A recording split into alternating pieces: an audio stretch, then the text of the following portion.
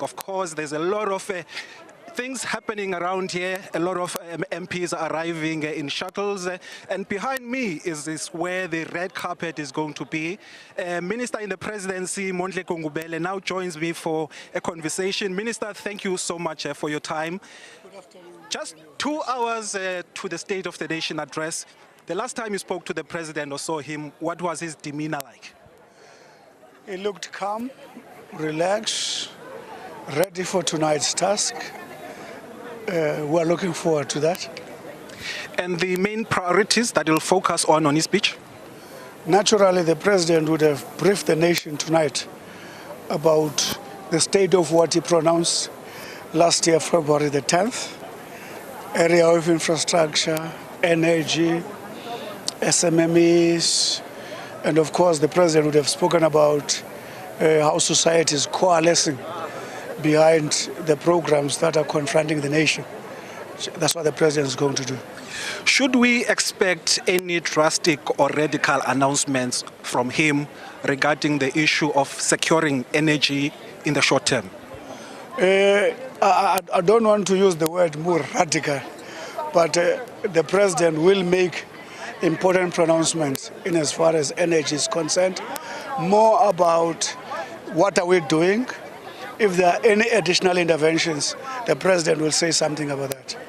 Now, you are in charge for monitoring and evaluation. On one hand, Minister of Mineral Resources and Energy, Gwede Mantashe, says load shedding will be gone in 12 months. And on the other hand, we have a finance minister, Enoch Godongwana, saying it's going to go in 12 months up until 18 months. As the person who's in charge of monitoring the performance of government and its entities, when should we expect this nightmare of load shedding to go away? We want it to go yesterday. But in terms of the plans that we have now on the table, ideally, we all want it to go yesterday. We want to go it in as short a time as possible. Minimally, a strong proposal is a year. The worst is 12 to 18 months. But we want load shedding to go. It is something that South Africans do not deserve. It is something our people do not need to be exposed to. But we're doing everything, and the president will state all the things we're doing tonight. And just with regards to this talk that the president will be reshuffling his cabinet, given that there are some vacancies or acting ministers in those vacancies, has there been any talk at the level of the executive as to when will that happen? Have you received a call? The point is that I'm a member of the cabinet. When the president is contemplating reshuffling, it means I am part of the structure that is being reviewed. That then logical will tell you, I don't know the modicum of the percentage of the intention of the president.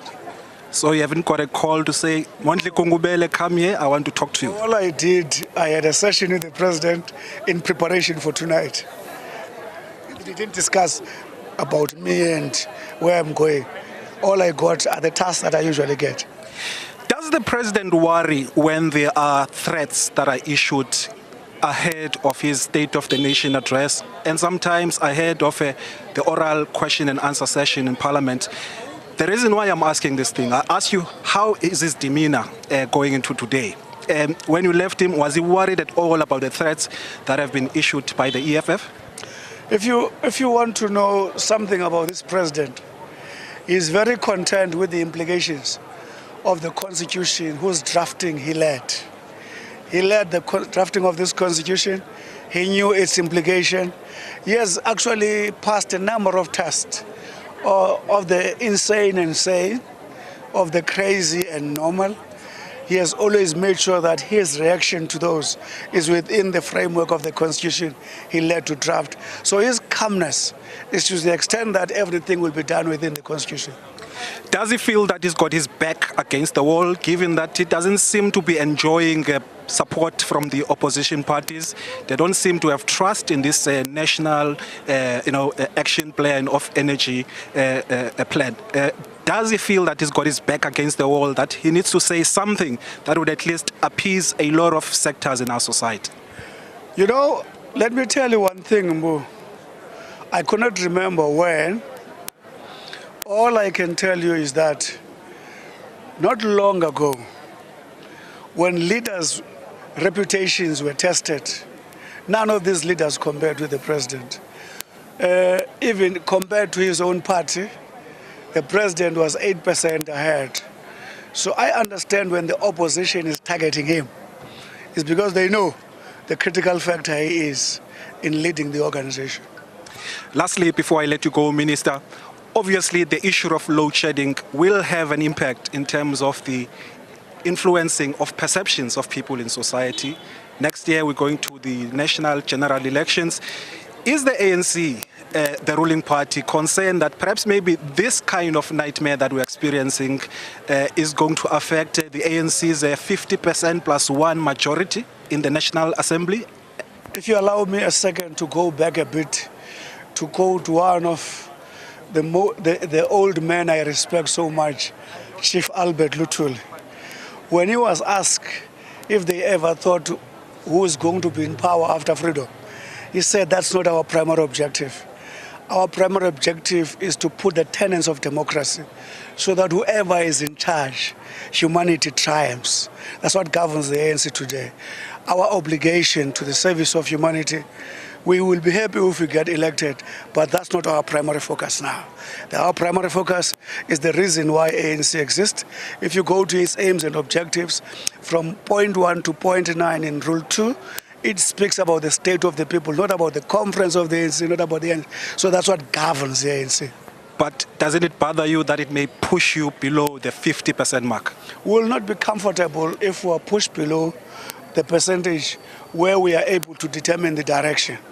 But I want to repeat, ANC became the most popular organization because of what it did in the service of the people.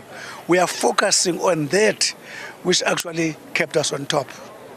Minister Mondli Gungubele, thank you so much for your time and wish you all the best. I'm going to hand over now to my colleague Samkele Maseko, who is going to be taking over.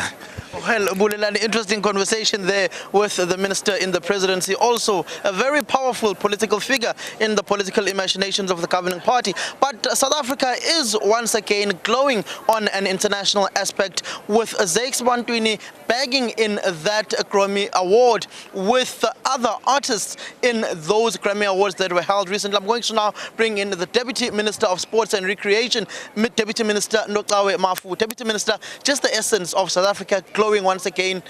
Zakes Bantwini bagging in that award with Nomcebo Zikode. South Africa, how are you feeling with that accolade once again that was achieved by Black Coffee, now being achieved by Zakhele Madida? Thank you so much, Samkele. We as South Africans, particularly as the Department of Sport, Arts and Culture, we are very proud indeed. And I think for us in particular, Grammy Award is an award that is international. It actually puts South Africa on the map at a time that South Africa is on the map for all the other reasons. But now it's a reason that everybody will celebrate, a reason that we get very proud of, a reason that puts the culture of South Africa into the map, the music of South Africa into the map. It also shows that you are ready to compete with the best in the world, because we are there on the world stage and we are able to bring back that Grammy Award. Congratulations to Zakes, to Nomcebo, and actually we want more of those Grammy Awards to come home. Thank you so much. There's a song by Zakhele Madida which speaks about dreams delayed are not dreams denied, particularly when you look at his rise within the music fraternity at a global aspect. What does that say about South African music and the offering that we are giving to the world? You look at you remember the likes of Mamprenda Fasi and the role that they have, the likes of Ladysmith, Black Mambazo as well. Yes, it's so true. Look, South Africa has got a lot of talent and South Africa has got a lot to offer. But many a times, we don't sometimes appreciate what we have. And indeed, a dream delayed is not a dream denied. We know Zakes' quality, and we also know how many, because he's a songwriter, he has written songs for other artists, but this time he is there on the world stage and he bagged that Grammy, and he's always been on the world stage for years, but it's only now that he's getting that award. So we really want to say to the artists in South Africa, never lose hope, do the best you can, your time is gonna come. Everybody that puts his best foot forward, The world is watching, and when the time is right, the world will celebrate with you. The world is indeed watching, but we were about to invest over R1 billion in a team in England, in the English Premier League. As the Deputy Minister of Sports and Recreation, shouldn't that money be spent in investing in South African sports instead? I think the best people that can be able to answer that is the Department of Tourism. The Department of Sports, Arts and Culture has got nothing to do with that tender, with whatever that Tottenham was dealing with. But it's something that we are also watching closely, because remember, at the end of the day, we want our sport to be on the international space, but we also want to make sure that the people of South Africa benefit to that process. So we will wait, and we are watching very closely. We want to be part of that process. If it benefits South Africans and it also benefits the sport, and the South Africans are happy about it, we will also say it's fine. But if South Africans say it's not, we will also say it's not fine. Thank you. But is it worth it to take R1 billion to a team in the English Premier League with a country ravaged with poverty, inequality such as ours? I think the best people that can answer that question is the tourism people. Ask that question. They are coming. They are on their way. Tourism people must answer. That is Notsawe Mafu, the Deputy Minister of Sports and Recreation in the country. Those whom are political dignitaries are indeed arriving. The economic freedom fighters will be also making their way into the City Hall here, Bongiwe and Sakina, where they will, in essence, be disrupting President Cyril Ramaphosa. In their own words, they no longer view and see Mr. Cyril Ramaphosa, in their words, as the President of the Republic of South Africa, over the revelations coming from the Phala Phala farm of the President with that Section 89 report of the High Panel Judges, Sakina and Bongiwe. Well, thank you so much, Samkele, and of course all of that activity taking place outside, and we've got guests out there, but also in here in studio with Bongiwe and I, and good afternoon to everybody watching right now, and we will be hosting and taking you through up until the end of today's SONA proceedings. But of course we're not alone, as you could hear.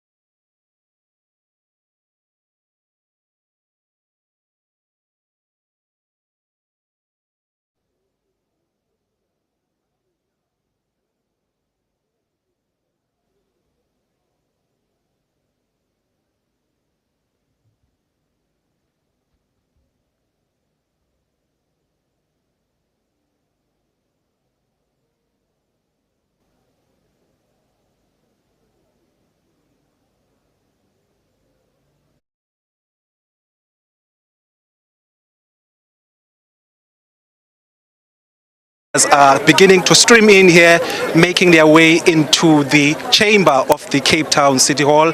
This is where the State of the Nation address will take place from this evening at 7 p.m. Joining me now is the President of the IFP, Mr. Velenkosini Hlabisa. Thank you so much, sir, for your time. Let me start here that there is a political party that is threatening to disrupt this evening's proceedings. As the IFP, do you support that call?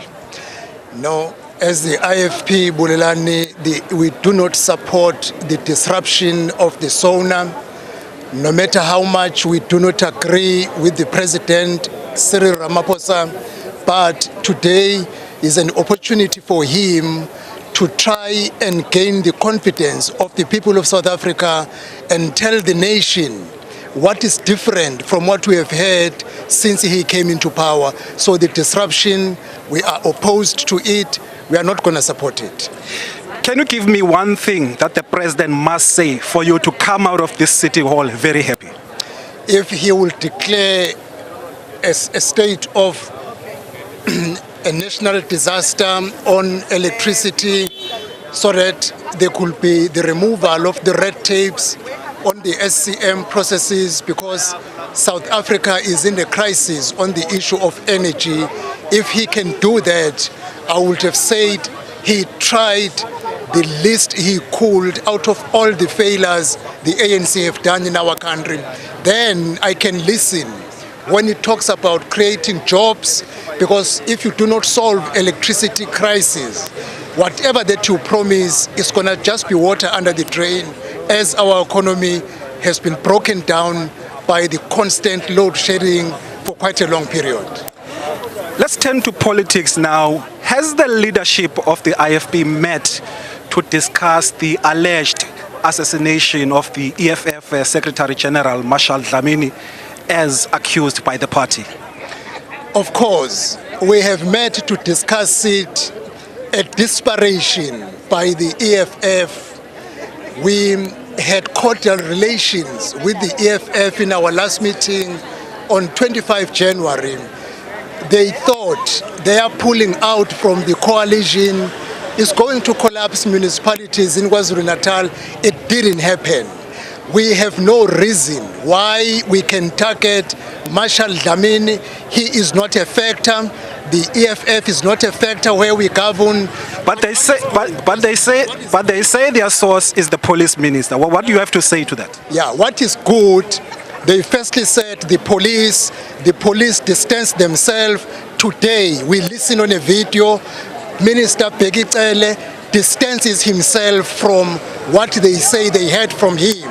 Tomorrow, we are going to challenge the EFF that they must make a public apology, because what they did was out of desperation, wanted to turn the good image of the IFP. I'm glad even people of South Africa, they just laughed and said, oh, look at the kind of desperation what the EFF is doing. Lastly, I'm running out of time. Lastly, what if they don't apologize? What are you going to do? We will leave it to the public. When a liar tells lies and is proved that you are lying and is asked to apologize, if they don't, well, we will say they lack morality of apologizing when you have done something bad. We will just say, people of South Africa, judge them.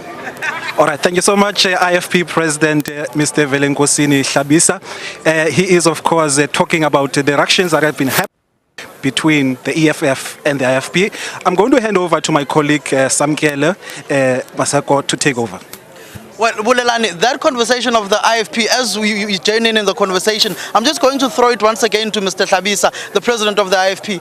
Did you threaten to police Bheki Cele for that alleged conversation he's had with Marshal Dlamini, whom they, the EFF, they had Marshal and Bheki Cele last week Saturday? Have you threatened action against the minister for bringing the IFP name into disrepute with unsubstantiated allegations? No, what we did as the IFP, we requested the minister to come up open, whether he knows what is said by EFF. He has come up to say he doesn't know.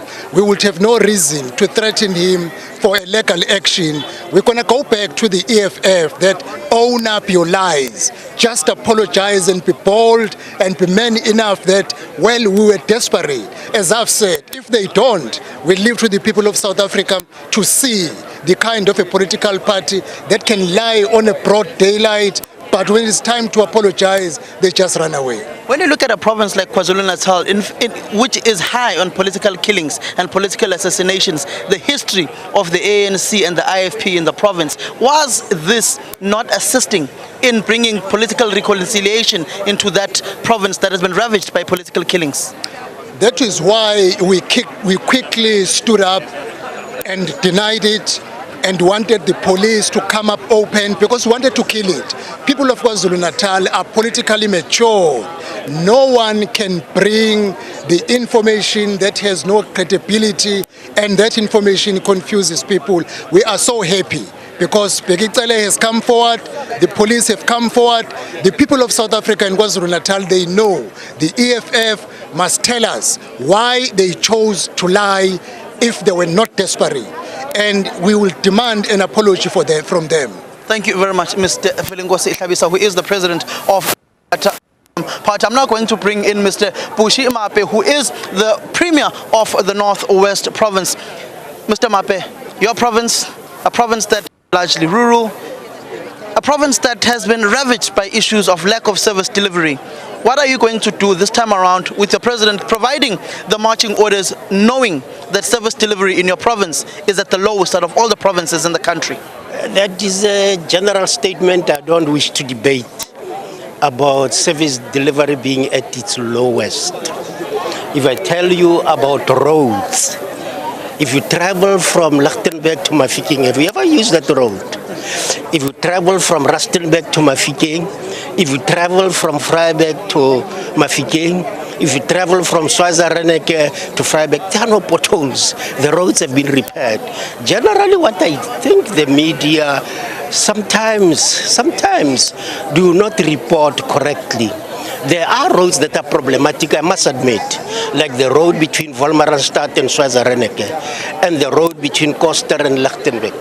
But looking at our roads, and we are busy with them. Last week we were appointing contractors to really repair the road between Pelindaba and Hartebees and the road between Ottosdal and Delrayville. So we are on course in terms of service delivery. The problem we had was the problem around water. And this is understandable. The infrastructure has aged. The number of users has expanded, and some of the boreholes are drying up. And so it is natural that there will be sometimes outages. But we have a policy to address the problems immediately. And if we can't provide people with drinking water through the pipes, we resort to alternatives. We don't like some of these alternatives, like tankering and so on, but we use them to ensure that our people do get water.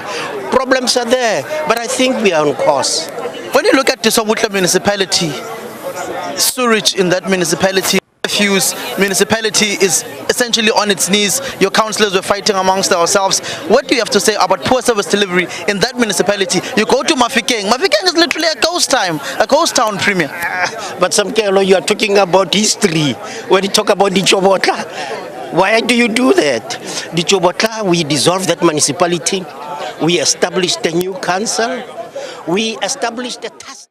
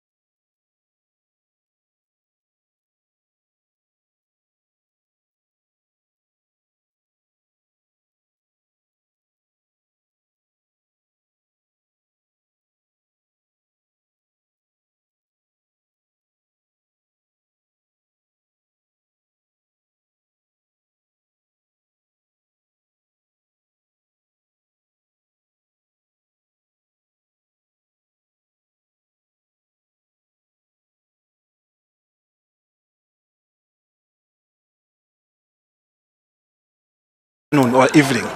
What is the view of the ACDP with regards to that? No, well, we're totally opposed to any form of disruptions.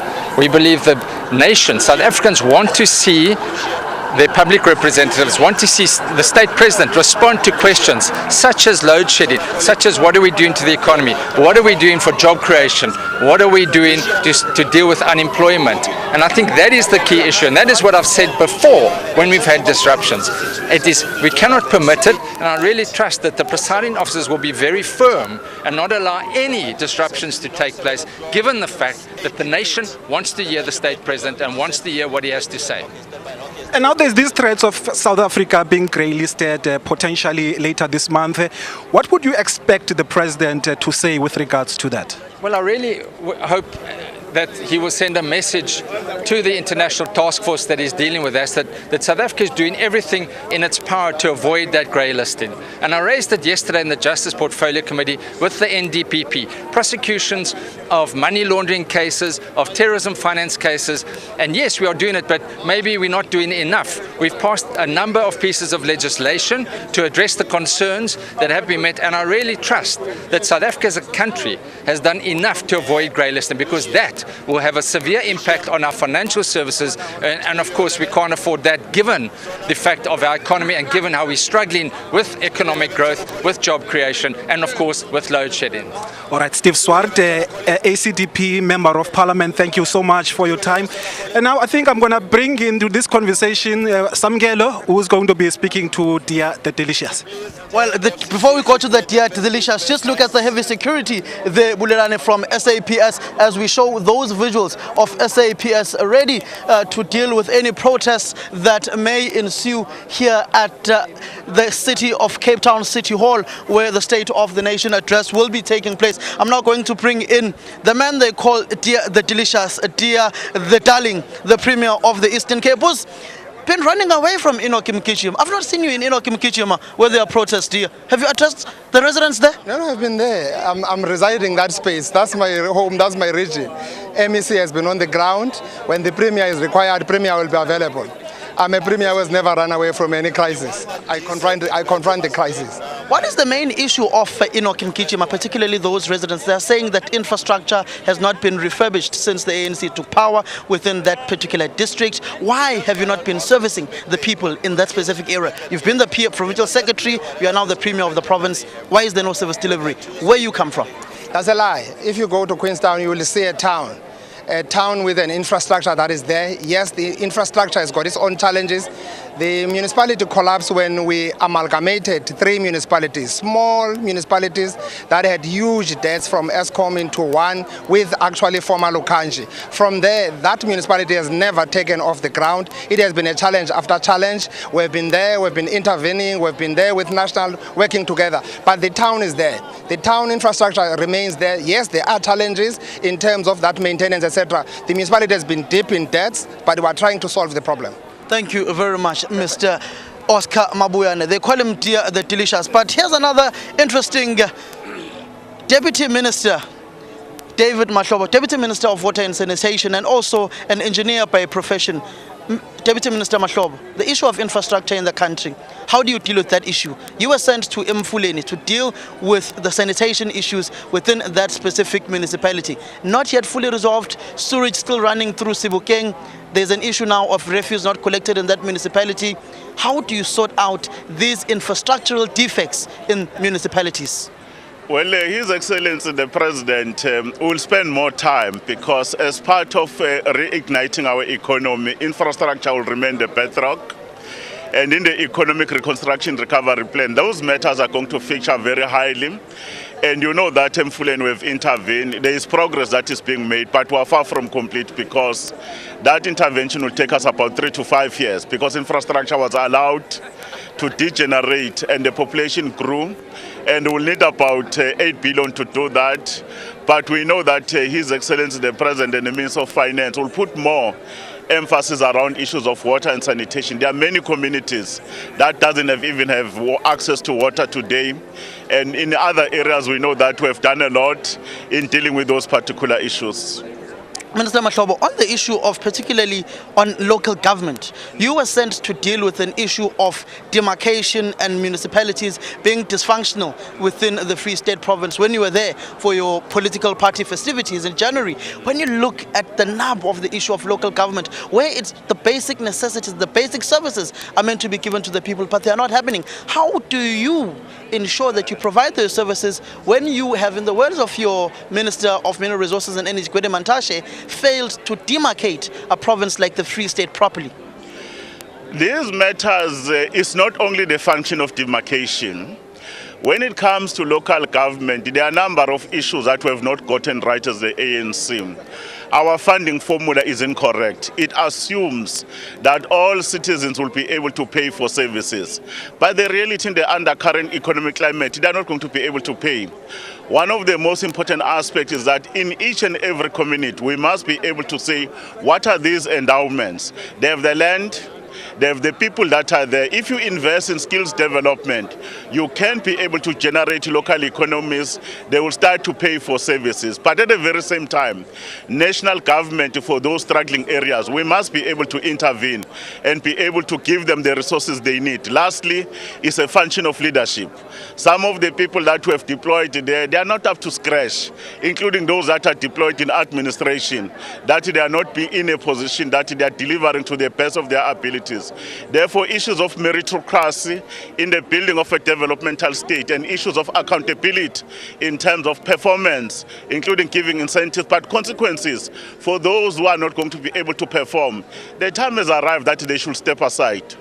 Deputy Minister Mahlobo, Botshabelo, bucket system.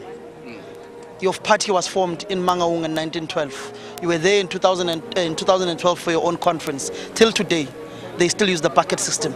Your SG is from that specific area, born and bred, grew up in Botshabelo. They still use the bucket system. Why should those people, honestly, still vote for your party?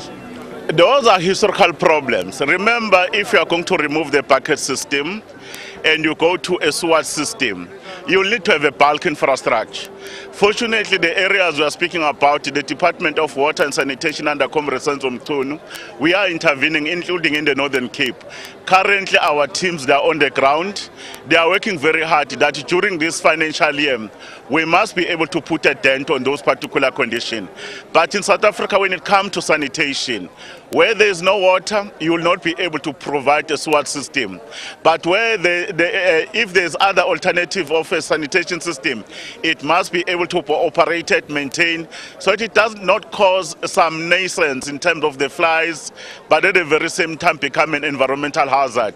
But the more you roll out water, the more you'll graduate into a SWAT system, and that SWAT system must be actually be managed properly, so that you don't have these spillages that you find in some of our townships. Why must the people of Botshabelo listen to the president here today, who will not be giving them a time frame of when the bucket system will be eradicated in Botshabelo? Why should they listen to him? Remember, the president, it gives a clear call. It gives us the marching lines. There's going to be a time when the Department of Water and Sanitation is going to be there. Ourselves, led by Minister Mchunu, will give the timelines. What are we going to do in this particular area supporting local government? There is no ambiguity. And after the president has given us the overcoming marching orders, the Minister of Finance will say where the resources are going to, and each department will say these are the decisive action we're doing in 2023. Deputy Minister, give me a time frame. When are you eradicating the bucket system in Botshabelo? That is your area of expertise. That is the area where you are deployed currently in government. When is the people of Botshabelo finally receiving flushing toilets and running water? I will not speak about this Botshabelo. What I know, our teams, when they gave us the information, they said by the end of the financial year, which was the year that they've given us now, because remember the other time there was a date that was given, we couldn't meet that particular date. We don't want to be lying to our people. We'll go and do an assessment when we're on the ground. I'll invite you to join me in Free State. Let me put it to you so I can have a commitment from you. In 2 weeks' time, let's go to Botshabelo to see and to kickstart the process of service delivery in Botshabelo. We have a deal. A deal? Yeah, thanks, Kubo. This is life. It's a deal. It's a deal. I'm going with you. That's my space. That is the Deputy Minister of Water and Sanitation. Bulelani, I see you've got the Deputy Minister of Communications, Mr. Phili Mapulane. All right, good afternoon to you, Minister. Of course, Phili Mapulane is the Deputy Minister of Communications and Digital Technology. Firstly, Deputy Minister, there's been this consternation that the President is taking a bit of time in terms of making the appointments for the SABC board after the National Assembly approved the shortlisted candidates. Do you know how far that process is? Well, thank you very much and thanks for having me. The process is with the President. As you know, Parliament does the selection process and recommend to the President for appointment. So as we speak now, the President is applying his mind to the matter of the SABC board appointment. I understand, but it's a matter that will still be communicated by Parliament itself. Is it not taking too long? Well, there's still some legal matters that the President had to consider in finalizing the appointment. Can you tell us what are those legal matters? Well, I don't know. I understand that the President is just dealing with legal matters, some of which will need to be clarified by Parliament. But you know that the process has delayed in Parliament itself. I mean, we sent, as the Ministry, we tabled this matter of the appointment of the SABC board to Parliament. And of course, the committee took its time, and we understand the reasons why there had to be delays in the appointment of the board. But the President is applying his mind to it. And then as soon as he gets those legal clarifications, I think the President will finalize the appointment. Thank you so much, Mr. Phili Mapulane, Deputy Minister of Communications and Digital Technologies. Pardon me. For now, we're going to cross back to you in studio, Bongiwe Zwane and Sakina Kamwendo. All right, so we're still coming to you live here from the Cape Town City Hall, and Sakina, our colleagues busy there asking the questions that we all want answers to. Pertinent questions. Just the Deputy Minister of Communications there talking about the President still applying his mind with regard to the appointment of the SABC board, and then going on to say there are some legal matters, but he doesn't know what they are. What are those legal matters? And it is the question that I would have also asked, because Bulelani is asking, we all want to know what the delay is, and the South African public want to know. I mean, you've seen some of those, bodies that are saying, what is taking so long, Mr. President? Take us into your conference. So if there are legal issues, surely shouldn't they be in the public domain? Absolutely. And I think at this point, either the Minister of Communications or the President, someone needs to say something. And if the President is engaging in finding or basically trying to find answers to some legalities with regard to whatever it is, because that process went through Parliament, and remember, it was delayed as well because of the vetting process. And so for the President to sit on it for a few more months is really mind-boggling. And Sakina, you think about what the Zondo Commission's report, for example, said about Parliament and the role that Parliament should have played to prevent state capture. And this was a process that was in Parliament, and surely one would have kind of expected that the committee will be asking some tough questions of the President to say, what is the delay, what is going on, and also get a sense of what then is going on the ground as an impact of this particular non-decision, if someone can even say that. So certainly Parliament also, the spotlight on them to know that, I mean, shouldn't you be asking that we've submitted the names? So what exactly is now the update on the names we've submitted? Absolutely. And of course, earlier on, we let had go of Minister Ngesi, but unemployment is still on that triple axis of evil for South Africa, the high levels of unemployment. And since before the dawn of democracy, South Africa has had unemployment rates in the upper 20s. And then we have now seemingly hit new record highs. But what are we doing to actually arrest that?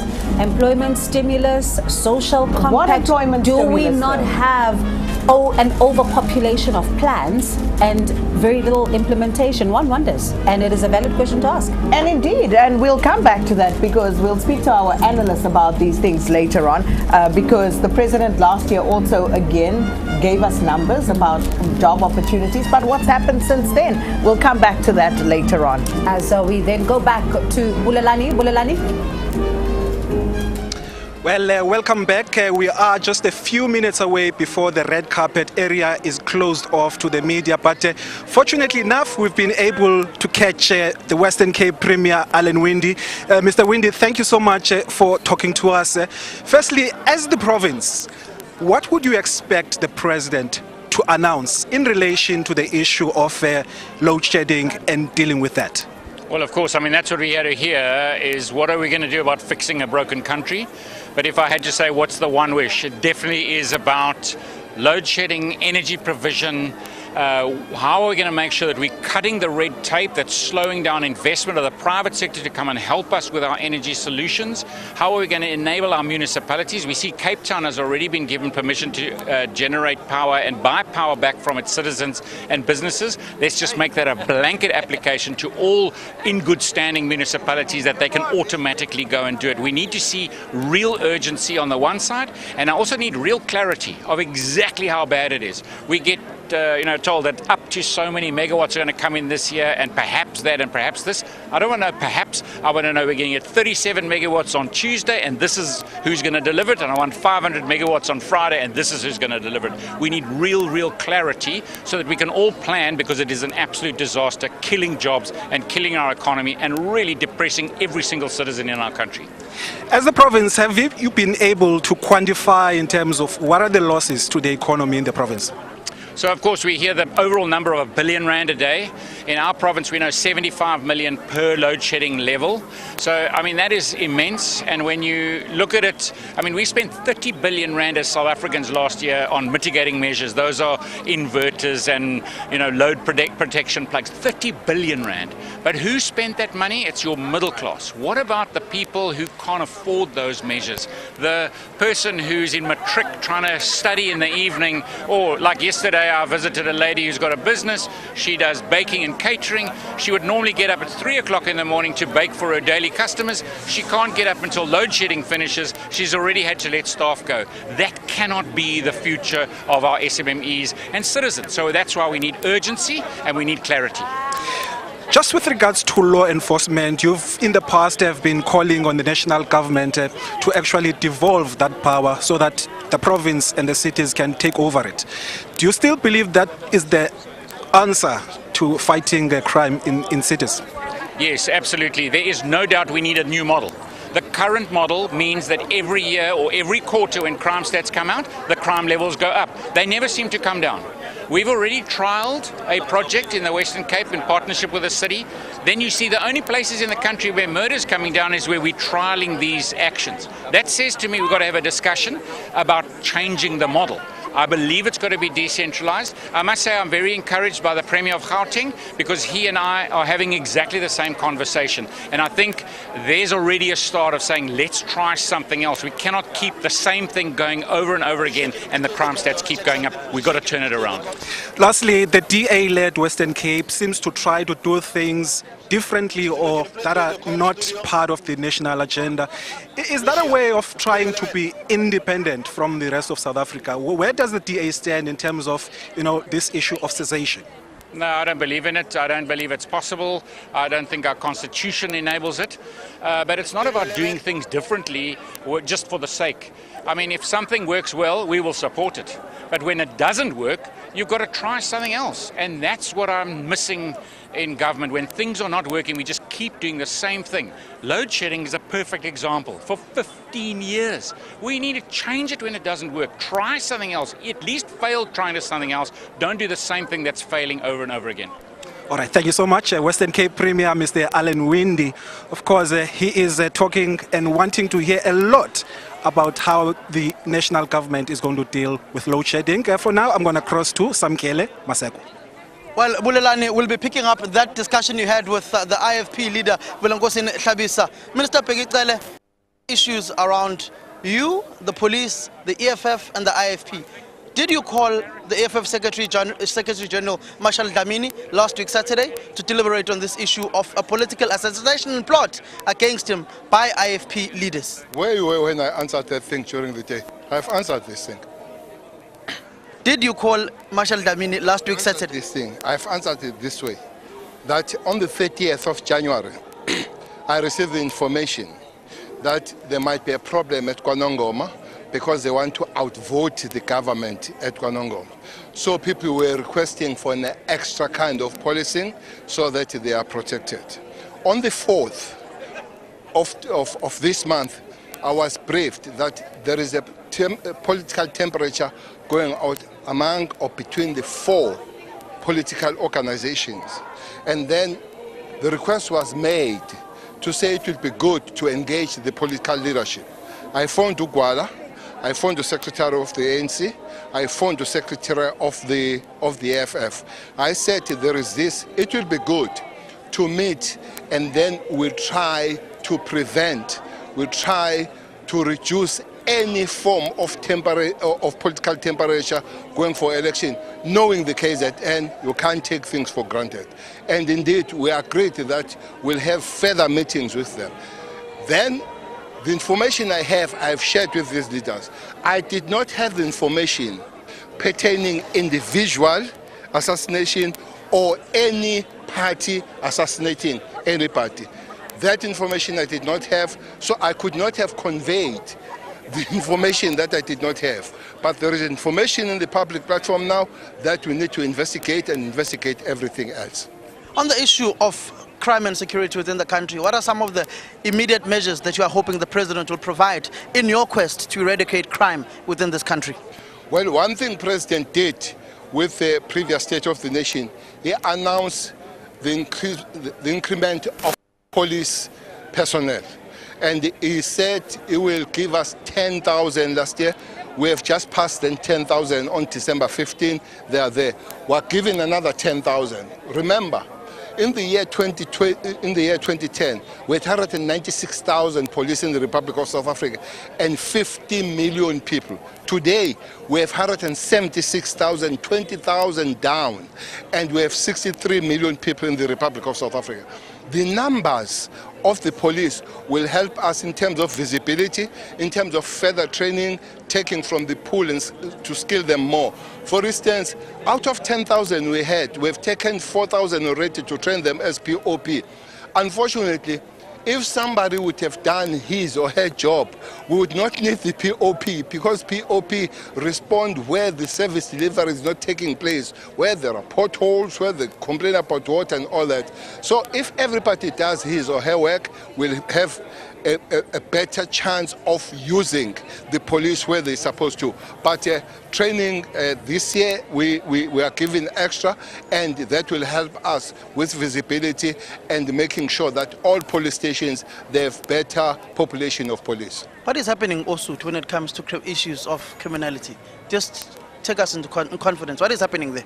Well, I've been briefed that around Osut and the area, there are problems. But those problems, they are better left with investigators, because there are issues that must be proper investigated. We can't preempt that investigation. Thank you very much, Minister Bheki Cele, who is the Minister of Police within the country. I am with my colleague Bulelani Phillips, who are also anticipating for the arrival of the newly sworn-in Member of Parliament of the ANC, Paul Mashatile. My colleague Bulelani Phillips, we will have to continue with this one for now. All right, let's welcome into this conversation Dr. Corne Mulder, the FF Plus Chief Whip. You're coming into this hall under some threats from the EFF, something we've seen in the past. As the FF Plus, do you support this threat that has been made by the... Definitely not. We don't support that threat. We believe that this is a democracy. We have to respect the democracy. Whether we agree or not agree, the president has been duly elected. And if you are unhappy with the president, there are other ways to deal with that. And obviously we will go through the processes. There's an election next year. So let the president put his case, we will listen to him. And then obviously that will go out to the electorate, and we will try to convince the electorate to make a change at the election next year. Well, when you come out later on this evening, what would be that one thing that the president must say to make you happy?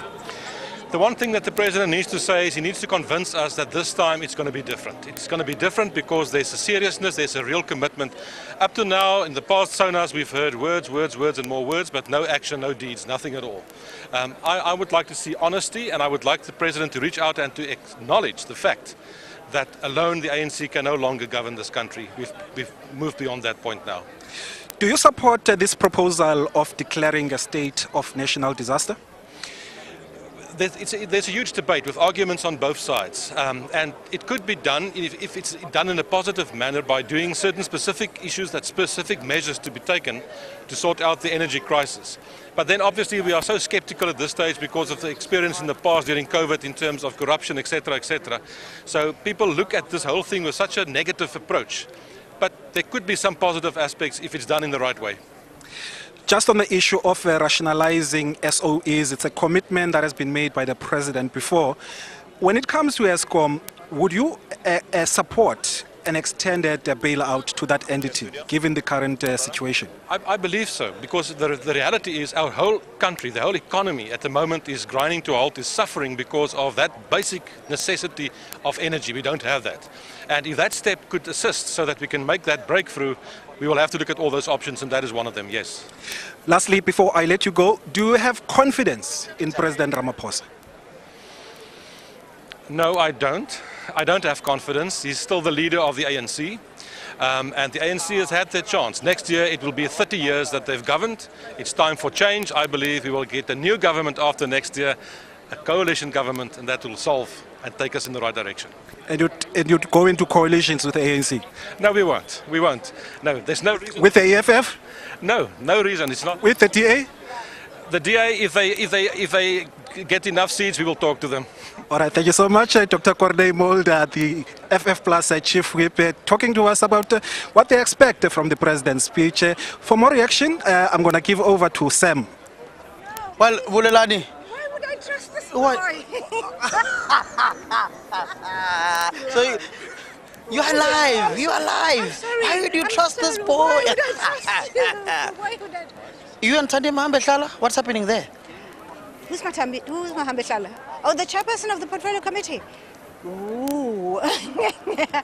No, I think she'll get used to the job and understand the difference between oversight and the responsibility of the executive. I think she's trod over in her willingness to charge forward. She's way out of line, and I have reported this matter to the speaker, and we will await her outcome. What is the main bone of contention between the personas of yourself and the chairperson of tourism, Tandi Mahambe Hlala, because it seems as if it's a personal issue between the both of you? No, actually, I was quite shocked because I've always been out there to be supportive of her.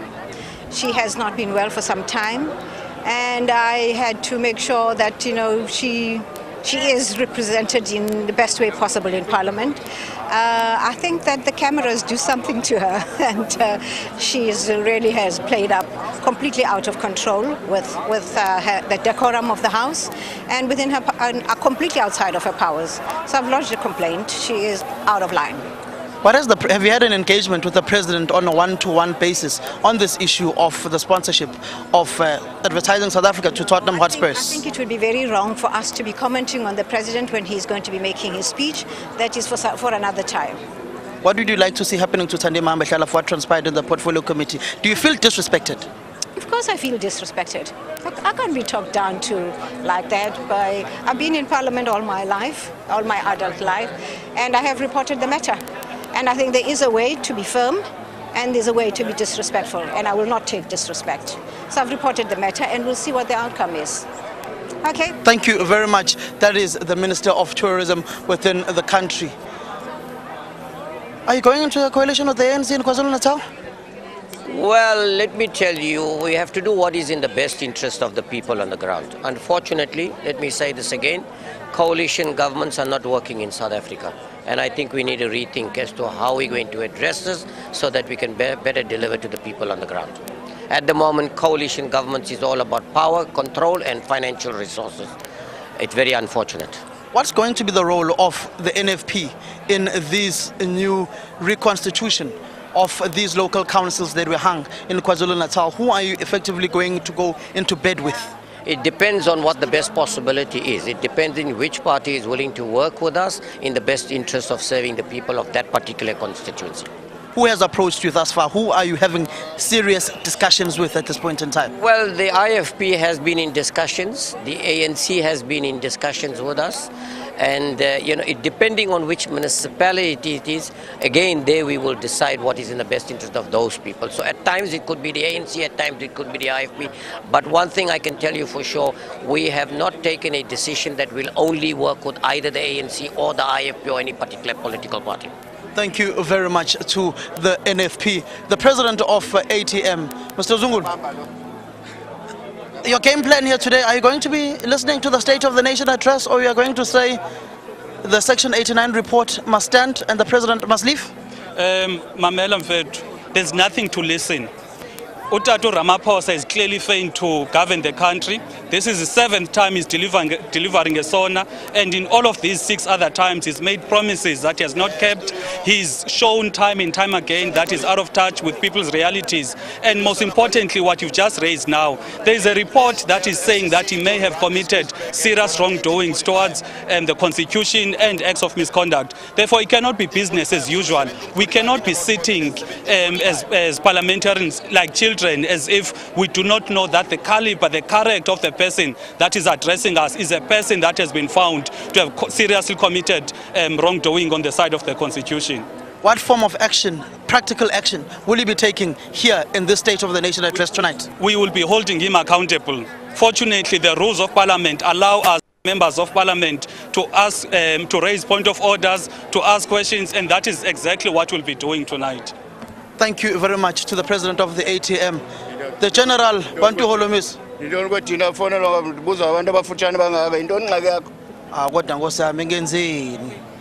How are you holding your friend accountable that you took a jet with to watch Rugby World Cup a few years ago? I wish I had taken a jet with him.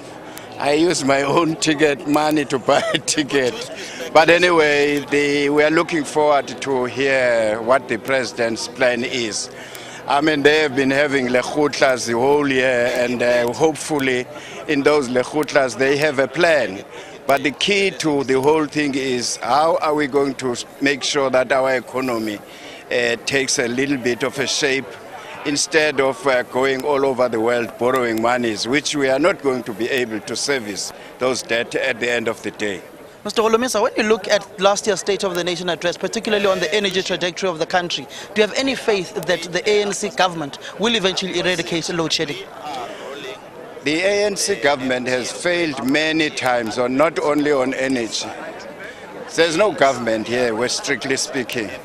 But the issue of energy, you can see that they are divided.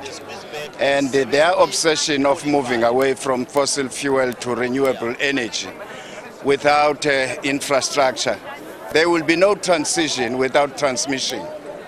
So they will have to find money to put it, to fund the infrastructure in order to transmit what is produced by renewable energy. There's none at the moment, but they are just lying and lying and lying. Thank you very much, Mr. Holomisa, the president of the United Democratic Movement. Those are some of the members of parliament who have arrived here. We've also seen the Deputy Minister of Cooperative Governance and Traditional Affairs who has just gotten in now. We're also waiting for the arrival of the Minister of Transport within the country, Fikile Mbalula, as well, who is also the Secretary General of the governing party, whom we are going to be speaking to him now. He is making his way to us as well to speak to us in essence of the issues of transport pertaining to the country as we move towards the Minister of Transport, Fikile Mbalula. Mr. Mbalula, we are live on the SABC. Transport, rail, the trains were smashed during the COVID-19 pandemic when there was a full lockdown within the country. You've tried to refurbish them. How far are you with opening all of the corridors within the Western Cape and all other 9 provinces? Thank you, Samkele and listeners. I'm happy to come to this State of the Nation with a report that we are recovering in a big way in terms of different corridors in the country. Last year we made a pledge of 10. We have exceeded that to 16 open corridors. In the next year, we're looking forward to opening all corridors. We have ramped up the production at Gibela of the new train system, Ela Sabantu, to 6 cars per month, with a distribution of 2 per week in different provinces. So South Africa is going to be blue and white. Passenger rail corridors in the country are opening up. Our biggest glitch in the Western Cape, as you could see, is the Central Line. Only the areas to Khayelitsha, simply because we have faced challenges of relocation of the people who have occupied the rail lines in terms of tracks in the Western Cape. I'm quite confident that we will pass that glitch with human settlement. As you will see, we are opening up main corridor, which is Central Line, in the new year. On the issues pertaining to trains, Soweto, how far are you giving the people of the biggest township in the country their trains back? Taxi fares are expensive, they are high, bus fares are high. When will those people of Soweto finally, in all corridors of Soweto, have their trains up and running? All the trains in Soweto will be up and running in the new year. And the commitment and the report I got from the board and the management of PRASA is that by May this year, all corridors in Soweto will be open. That goes with the link from Leralla, Calfontaine, that links up Johannesburg and Pretoria. Already we're with Naledi, as you would have seen, running smoothly. As you have seen, we have opened Ga-Rankuwa, and also we have opened Mamelodi areas and so on. Those areas, trains are running smoothly. So I'm quite excited about the ramping up and bringing quality work in terms of the trains, and trains running on time. And that is what is important, different from the past. And also with the station upgrade, the program we have shown yesterday here in the Western Cape, station upgrade, better security, building security walls. So work is on. Have you received a report from the Free State as SG of the ANC firing the Premier? Well, we don't fire people. We get reports about proposals and then the officials process. And so there's no single man replacing people. We will get the report from the Free State on Monday in the officials meeting and the NWC. And then on the basis of that, decisions will be taken. Nobody has been fired at the present moment. So you had an engagement, we have an engagement with the officials of the Free State on Monday? The officials of the Free State and the Free State will give reports with regard to the Free State. They came from conference, they went to the Lekgotla, they had a PC meeting, and they will report to the organization the center is holding. So there's not just a random firing of people without questions and answers. So we will ask questions and understand where the province is coming from on whatever proposals that they are making. You are now the SGO of the ANC. Where you grew up, they still use the bucket system. When are you eradicating that bucket system that they are using till today in Botshabelo? Botshabelo bucket system is supposed to have been eradicated by now. I went there myself, I saw it, and we've got full commitment from the provincial government to do away with bucket system in the shortest possible period, and it's top of our agenda this year going forward. Thank you very much, Mr. Fikile Mbalula. Also interesting, political players are making their way to Parliament as well. As you can see there, Dr. Zwelini, former Minister of Health with Jongizizwe Nhlabathi, and Mzwandile Masina. I'm just going to try and grab Dr. Mkhize as well, just to get a word from him on the State of the Nation address. Dr. Mkhize, just on your anticipation, what are you anticipating to hear on the issues pertaining to South Africans, electricity, health, and issues of local government? You are a former Minister of Cooperative Governance and Traditional Affairs. No, it's the same issues. I think the issues of concern to our people is load shedding, is poverty, is unemployment, is the issues of crime. Those are the issues that we would hope that there is a way of addressing them. And so our expectation for this country is that those matters are priority for everybody.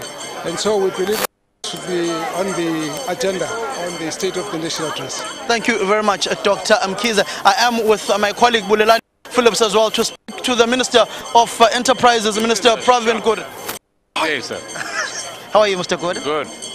Electricity, top of the agenda in South Africa currently. What are you anticipating the President will say with the inputs you have had as the Department of Public Enterprises when it comes to the issue of electricity provision? That we need to lift the level of urgency, which all of us have been saying.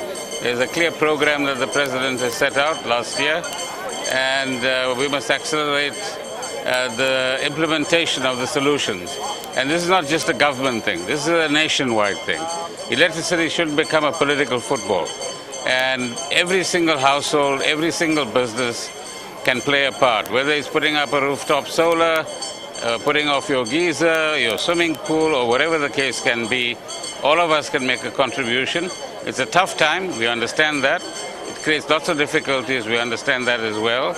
But we now have to get the solution going, and it will come. When you look at solutions, what are the most practical solutions to revive the ailing power utility at this point in time? We've got to make sure that there's better maintenance, better coal supply, better skills in some areas, and there are lots of problems that we all know about at Eskom. State capture doesn't mean that it left the institutions safe, and rebuilding these institutions takes time. But the program is clear. Some of it has been done. New board is there. Now we're going to require some new managers as well. But all the systems are in place for us to do better. Thank you. Who are you earmarking for the GCO position with the leaving of Director, with the applications currently out? Any person you are eyeing particularly? No, the board is going through a process, so let's wait and see. Thank you very much, Mr. Pravin Gordhan, speaking on the issues pertaining to Department of Public Enterprises and the electricity provision to South Africans, with the power utility Eskom failing dismally to ensure energy security at this point in time. Sakina and Bongiwe. And of course, you know, as we listen there, Bongiwe, to some of the ministers speaking, and these are members of parliament, these are the people who make the laws that you and I have to abide by, that make the laws that would govern entities that operate in this country. And listening to them, you know, it seems as though there's a wholesale case of cognitive dissonance with our leaders. And it almost sounds like they are not involved. They're watching as spectators.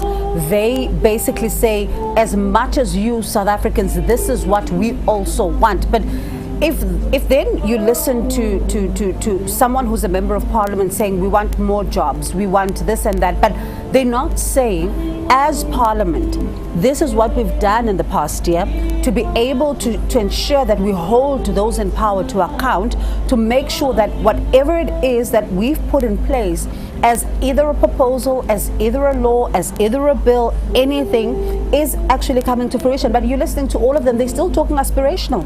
They certainly are. And talking, you know, as if they are not in charge. And it raises the question, if you are speaking like we would, because we're asking the questions because we don't understand, who is in charge? Isn't that the big question? So we are going to obviously come back and take you through what's going to happen here, the procession that would... All right, Sakina, I think they're having an issue a little bit with your mic. And there's a lot you're saying, which I think the viewers need to hear. There's a lot. I don't want them to miss out on anything. So let's take just a breather. We're coming back. And as we come back, we'll take you back to the not so red carpet, we were told. Not so pomp, but pomp. I don't know. We'll decide. We'll know exactly what's going on. Let's take a short breather. We're coming back.